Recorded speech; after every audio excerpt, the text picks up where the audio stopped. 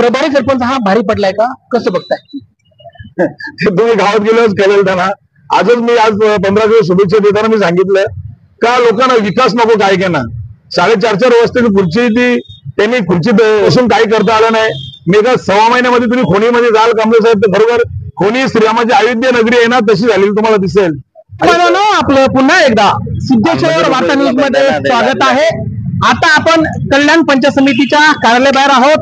या ठिकाणी मोजे ग्रुप ग्रामपंचायत खोणीचे सन्माननीय उपसरपंच तथा प्रभारी सरपंच हनुमान विष्णू ठोंबरे हे आमरण उपोषणाला बसलेले आहेत. हो ना, आमरण उपोषण बसण्याची वेळ का आली त्याच अनुषंगाने आपण त्यांची प्रतिक्रिया घेणार आहोत.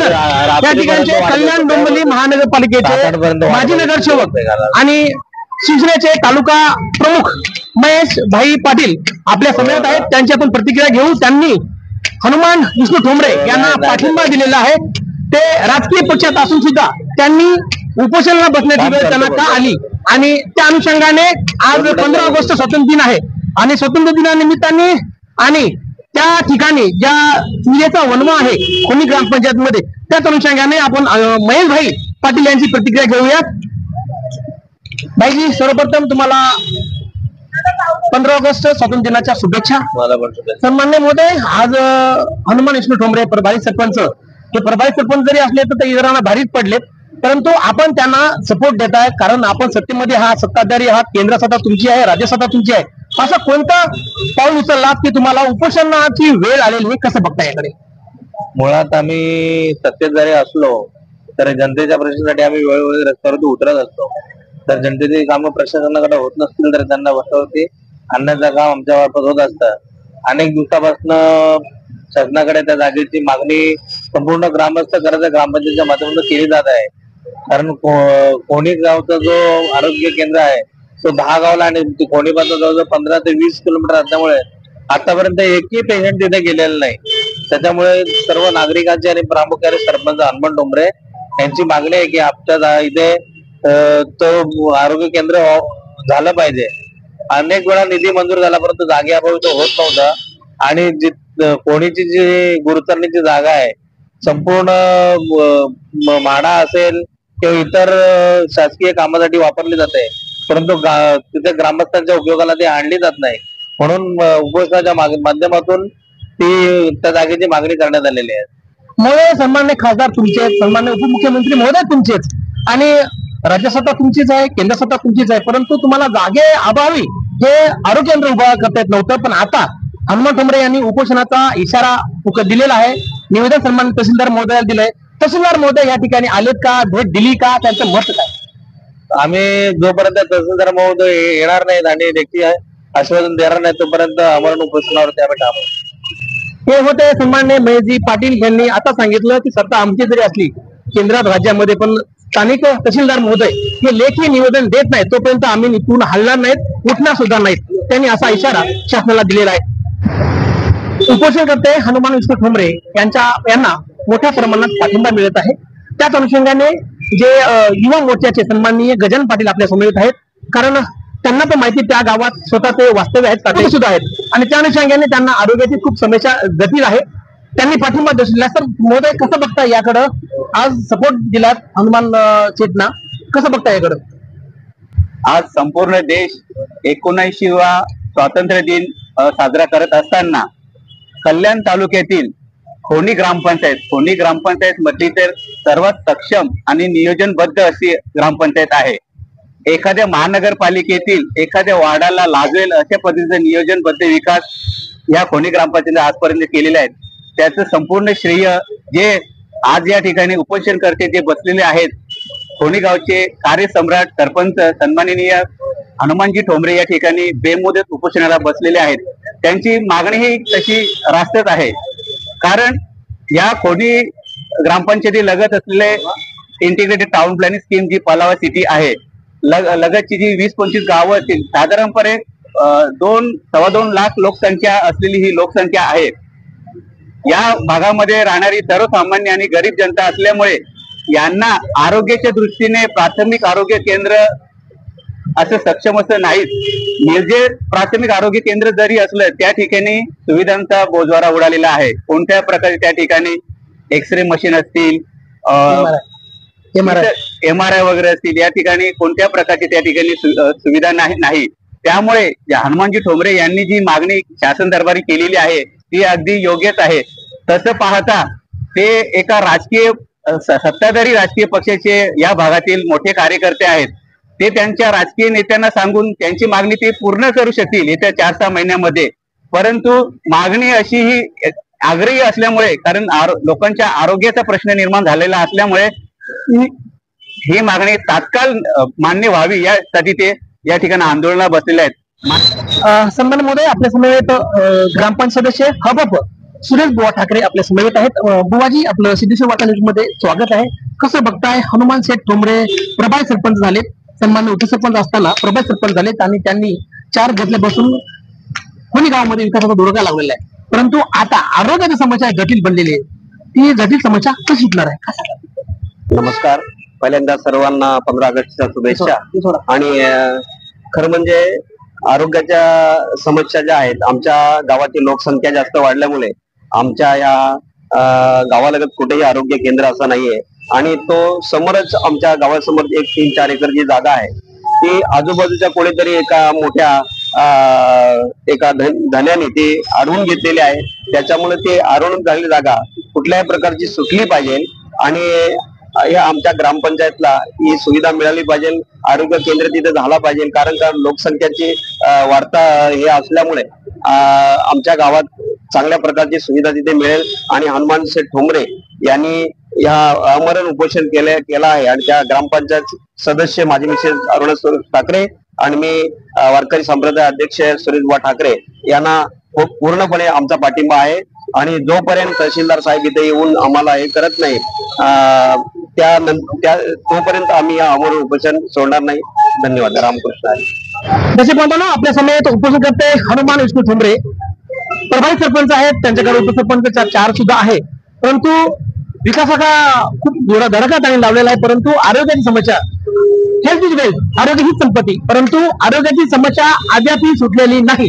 त्याच अनुषंगाने ते आज उपोषण बसले, ते आमरण उपोषणाला बसलेले आहेत आणि त्यांची आपण प्रतिक्रिया घेऊ. सन्मान महोदय, आपलं सिद्धेश्वर वार्ता न्यूज मध्ये स्वागत आहे.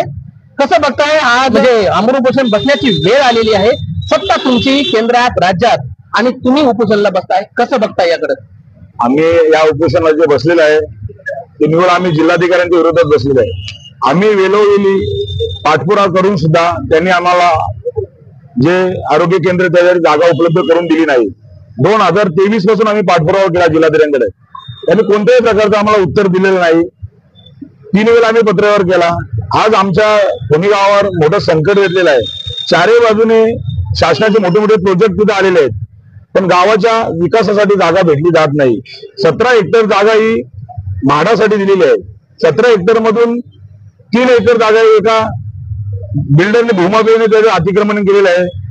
आम्ही वेगवेगळी शासनाला सांगून सुद्धा हा हॉस्पिटल आमच्याकडे येत नाही, कारण जिल्हा नियोजन समिती 2023 ला आरोग्य केंद्र मंजूर झालेलं आहे. जागे अभावी तो आरोग्य केंद्र 3 वेळा रिटर्न गेलेला आहे. त्याच्यानंतर आम्ही तहसीलदार असेल, जिल्हाधिकाऱ्यांना भेटी सुद्धा, त्यांनी तोंडी आश्वासन देतात, पण आमचा त्यांच्यावर विश्वास राहिलेला नाही. ज्यावेळेला आम्ही मागील आठवड्यात खासदार साहेबांना सुद्धा मी निवेदन दिलं, साहेबांनी मला तिथे हॉस्पिटलचं प्रॉमिस केला. मला हनुमान तुला बसायची आवश्यकता नाही. मी साहेब मी बसणार आणि तहसीलदार असेल प्रांत आम्ही तिथे लेखी मीडिया समोर आम्हाला त्यांच्याकडे घ्यायचं आहे. साहेबांनी आम्हाला प्रॉमिस केलं आणि साहेबांचा आमच्यावर पूर्ण विश्वास आहे आणि साहेब आमच्या मागण्या पूर्ण करतातच. आमच्या शासनाच्या विरोधात कुठे आमच्या जिल्हाधिकाऱ्यांच्या विरोधात उपोषण आहे. जोपर्यंत शासनाची जागा आम्हाला सोडत नाही तोपर्यंत आम्ही इथं बेमध्ये उपोषणात उठणारच नाही. सन्मान्य महोदय ठोंबरे साहेब, सत्ता तुमची केंद्रात आहे, राज्यात आहे, मगाशी बोललोय, परंतु तुम्हाला सत्ताच्या विरोधामध्ये उपोषण करण्याची वेळ आलेली आहे. कसं बघता याकडे? आणि विकासाचा महामेरू तो जगाशी उद्धारू, मग आपण आरोग्याचा उद्धार ह्या गावामध्ये करणार का? कसं बघताय? आम्ही आहे ना प्रशासनाच्या विरोधात बसलोय. गेली 4 वर्ष इथे प्रशासक आहे जिल्हा परिषदेवर, आणि आज जर आम्ही जिल्हाधिकाऱ्यांना निवेदन देऊन जागा मागतो, आम्हाला जिल्हाधिकारी जागा देत नाही. मागील 2021 पासून जिल्हाधिकाऱ्याने एक लोढा बिल्डर आहे याला अल्प दरात काही प्रकारे एकर जमीन त्यांनी त्या लोढा बिल्डरला दिली अल्प दरात. मग तो जर जिल्हाधिकारी जर लेखी स्वरूपात जर एका बिल्डरला जागा देत असेल आणि आम्ही जर वारंवार पाठपुरावा करून जर आम्हाला जागा मिळत नसेल तर आम्ही कुठे काय करायचं. मग त्याच्याशिवाय आम्हाला पर्याय नाही. मी स्वतः माहितीचा अधिकार टाकला 1 जानेवारी पासून पूर्ण माहिती उपलब्ध झालेली आहे. आज खुनी या गावामध्ये आज जागेचे रेट बोलतो गगनाला भिडलेले आहेत. 25 30 40 लाख रुपये गुंठा जागा असताना सुद्धा शासनाने फक्त 43 लाखामध्ये ही 1.5 एकर जमीन लोढा बिल्डरला कुठल्याही सुरुवात दिलेली आहे. आणि त्याच्या विरोधात इथे प्रशासन विरोधात आम्ही इथे उपोषणाला जोपर्यंत आमच्या आरोग्य विभागासाठी जागा भेटत नाही तोपर्यंत आम्ही ते उपोषण उठणारच नाही. आणि आम्हाला जे पण काय असेल शासन आता आम्हाला खूप फोन आले पण आम्हाला लेखी स्वरूपात त्यांचं उत्तर पाहिजे इथे मीडियासमोर तरच आम्ही उपोषण मागे घेऊ. आणि तो कोणत्या प्रकारे उपोषण मागे घेतला नाही जाणार नाही. महोदय, आरोग्य केंद्र दहागाव PhD आहे, आरोग्य केंद्र निगेला आहे, आरोग्य केंद्र नावाईला नाव पुरतं आहे. परंतु ह्या आरोग्य केंद्रामध्ये जर तुम्हाला सहमती भेटली तर त्या लोकसंख्या जेवढी झाली तेवढ्या सोयी आरोग्याच्या देखील म्हणजे MRI असेल, CT स्कॅन असेल, त्या बाबतीत काय बोलाल? 100% भेटणार जो कोणी इथे. कारण का माहिती का, जी निलजाची प्राथमिक आरोग्य केंद्र आहे ते 2023 ला स्थलांतर करण्यासाठी इकडे जिल्हा नियोजन समितीमध्ये ठराव सुद्धा झाले. त्यावेळेला असणारे आमदार राजूदादा पाटील यांनी सुद्धा विषय मांडलेला होता आणि आमच्याकडे सर्व ठरावाच्या कॉपीज आहेत. मग जर जिल्हाधिकारी कशामुळे याच्याकडे दुर्लक्ष करत आहे. आणि आज आमच्याकडे 2 ते 2.5 लाख लोकसंख्या आहे पंचकृषीमध्ये. मोठे मोठे प्रोजेक्ट इथे माडाचे असतील, लोढाचे असतील, इथे शासकीय रुग्णालयच नाही या भागामध्ये. आणि आम्हाला असं वाटतं रुग्णालय आमचं खोनी इथे मंजूर झालं असताना सुद्धा आणि आमच्या गावची गुलशरण लँड असताना जमीन असताना सुद्धा आम्हाला ती जागा का भेटत नाही याचा आम्हाला प्रश्न पडलेला आहे. त्याच्यामुळे आम्ही इथे उपोषणाला बसलेलो आहे. शेवटचा प्रश्न असेल, सन्मान्य महोदय, अनेक सरपंच झाली, उपसरपंच तुम्ही आहात, पण प्रभारी सरपंच हा भारी पडलाय का, कसं बघताय? तुम्ही गावात गेल्यावर कळेल त्यांना. आज 15 दिवस शुभेच्छा देताना मी सांगितलं का लोकांना विकास नको काय केना 4.5 वाजता खुर्ची ती त्यांनी खुर्चीत काय बोलतात ते खुर्चीवर बसून काही करता आलं नाही. मी एका 6 महिन्यामध्ये तुम्ही खोनीमध्ये जाल कांबळे साहेब तर बरोबर खोनी श्रीरामाची अयोध्या नगरी आहे ना तशी झालेली तुम्हाला दिसेल. आणि कामं चालू आहेत, दिवस रात्र काम आहेत. त्याच्यामुळे ते विरोधकांना काय त्यांची झोप हराम झालेली आहे. आणि ग्रामस्थांना तर माहिती आहे विकास हनुमान डोंगरीच करू शकतो. मी मागे तुम्हाला सांगितलं की मी एक दिन के CM असलो तर मी विकास करणारच. आणि मला खुर्ची कोणत्या प्रकारचा मोह नाही, फक्त मी विकासासाठी ते बसलेला असतो. आणि आमचे बंधू गजानन दादा पाटील यांनी सुद्धा सांगितलं का तर विकास बघायचा तो खोनी गावामध्ये बघायचा आहे. आणि शासनाचा निधी तर नाही, ग्रामपंचायत एवढा निधी आमच्याकडे तर फक्त खर्च करून तो गाव कसा विकसित करायचा ते फक्त आम्हीच ठरवतो. धन्यवाद. खोनी गाव हे श्रीरामाची अयोध्या नगरी बनणार असं सन्माननीय प्रभारी सरपंच तथा उपसरपंच हनुमान विष्णू ठोंबरे यांनी सिद्धेश्वर वार्ता न्यूजला बोलताना सांगितलेलं आहे. परंतु 3 एकर जागा ही अनेक लोढा बिल्डरला जिल्हाधिकारी महोदय विशेष प्रकल्पाच्या माध्यमातून देतात. मग स्थानिक रहिवाशांना आरोग्याची सुविधा भेटावी या कारणाने का देऊ शकत नाही, त्यांनी ह्या प्रश्नाचं उत्तर माननीय जिल्हाधिकारी महोदय, सन्मान्य तहसीलदार महोदय यांच्याकडे मागितलेलं आहे. त्याच अनुषंगाने ते आज आभार उपोषणाला बसलेले आहेत. त्याच्या समवेत माजी नगरसेवक महेशभाई पाटील असतील, सुजित नराडे साहेब असतील, गजानन पाटील असतील, की सन्माननीय सदस्य ग्रामपंचायत सदस्य खबाप सुरेश भोई हे सुद्धा असतील. परंतु त्यांनी यांना पाठिंबा दिलेला आहे आणि एक दिवस श्रीरामाची अयोध्या नगरी खोनी गाव करेल असं त्यांनी हनुमान विष्णू ठोंबरे यांनी आपल्या सिद्धेश्वर वार्ता न्यूजला आता सांगितलेलं आहे. जसे बांधवांनो, आपल्या या बातमीचं वार्ता आवडल्यास आपल्या चॅनलला लाईक, शेअर, सबस्क्राईब आणि कमेंट करायला विसरू नका. पाहत राहा फक्त सिद्धेश्वर वार्ता न्यूज आपल्या YouTube चॅनलवर.